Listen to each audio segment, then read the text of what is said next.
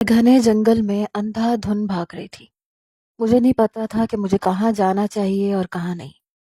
رات کا اندھیرا مکمل طور پہ چھا چکا تھا۔ دور دور جانوروں کے بھونکنے کی آوازیں میرا دل دہلا رہی تھیں۔ پتہ نہیں مجھے کوئی راستہ ملنا بھی تھا کہ نہیں، لیکن میں بہت بے چین تھی۔ میری ذرا سی غلطی نے مجھے ایک بہت بڑی مصیبت میں ڈال دیا تھا۔ میں اپنے کالج کی بس میں ایک ٹرپ پر جا رہی تھی جب دور سے مجھے گھنے درختوں کے بیچوں بیچ ایک آبشار سی نظر آئی۔ Wow, what a beautiful view! Ambar please driver کو کہو گاڑی روکے۔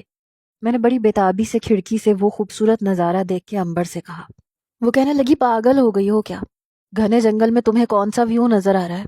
جانتی ہو سڑک کتنی سنسان ہے۔ میں نے کہا تم سدا کی ڈرپوک ہی رہنا۔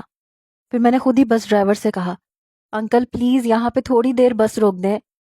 ہماری ٹیچرز کہنے لگی کیا ہوا ہے زارا؟ میں نے کہا سر پلیز یہاں گاڑی رکوا دیں، مجھے شروع سے ہی جنگل دیکھنے کا بڑا شوق ہے۔ ہم کچھ دیر یہاں پر ہی اسٹے کریں گے اور پھر واپس آ جائیں گے۔ میرے پروفیسر نے کہا کہ نہیں، یہ بہت گھنا جنگل ہے اور مجھے نہیں لگتا کہ یہاں پہ لڑکیوں کو رکنا چاہیے۔ میں نے کہا سر پلیز تھوڑا سا ایڈونچر ہو جائے گا، ہم صرف سیلفی لیں گے، تصویریں بنائیں گے اور واپس آ جائیں گے۔ سر کہنے لگے اچھا ٹھیک ہے، میں صرف 10 منٹ انتظار کروں گا۔ یہ کہہ کے انہوں نے بس رکوا دی۔ میں نے امبر کا ہاتھ پکڑا اور بس سے نیچے اتر گئی۔ میں نے کہا چلو آؤ نا، اندر آؤ۔ وہ کہنے لگی تم پاگل ہو گئی ہو کیا؟ مجھے تو ویسے بھی جنگل سے ڈر لگتا ہے۔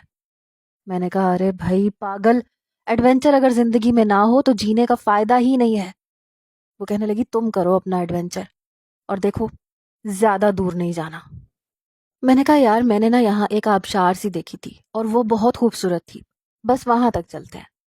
وہ کہنے لگی وہ کافی پیچھے گزر گئی ہے، دیکھو میں تمہارے ساتھ نہیں جاؤں گی۔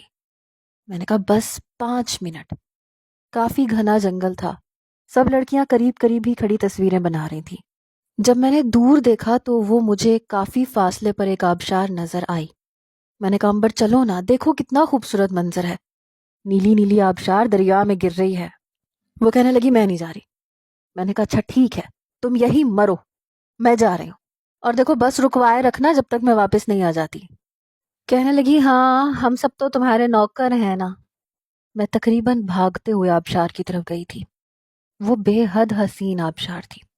میں نے وہیں کھڑے ہو کے سیلفی لی، پیاس بھی لگ رہی تھی۔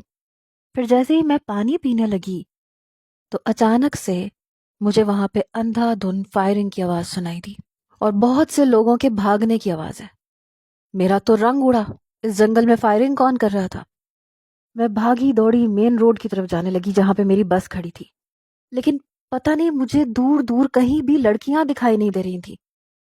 پتہ نہیں سب کی سب کہاں چلی گئی تھیں، شاید فائرنگ کی آواز سن کے بس میں بیٹھ چکی تھی۔ میں ایک دم بوکھلا کے رہ گئی، مجھے سمجھ نہیں آ رہا تھا میں کس راستے سے آئی تھی۔ چاروں طرف درخت ہی درخت تھے۔ کچھ فائرنگ کی آواز کی وجہ سے میں ڈر گئی تھی، پھر مجھے بس کے اسٹارٹ ہونے اور چلنے کی آواز آئی تو میری تو گویا جان نکل گئی۔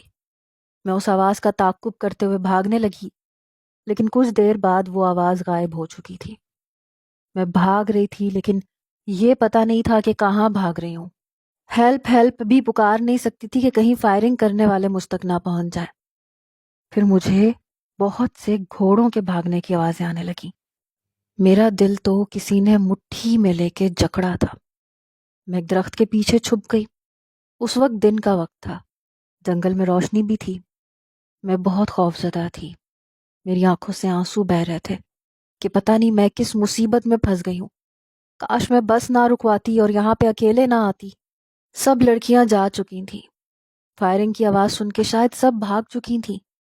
میرا کسی نے انتظار نہیں کیا تھا، اور اب اس گھنے جنگل میں مجھے یہ تک پتہ نہیں تھا کہ مین روڈ کہاں پہ ہے۔ اوپر سے گھوڑوں کی آوازیں، پے در پہ فائرنگ کی آوازیں میری جان نکال رہی تھیں۔ پھر میں نے دیکھا کہ آبشار کے قریب بہت سے گھوڑے آ کے جمع ہوئے، جن پر کالے لباس پہنے نوجوان تھے۔ انہوں نے اپنے چہرے کو رومالوں سے چھپایا ہوا تھا۔ یہ دیکھ کر میری جان نکلی تھی کہ انہوں نے اپنی کمر پر پستول ٹانگ رکھے تھے۔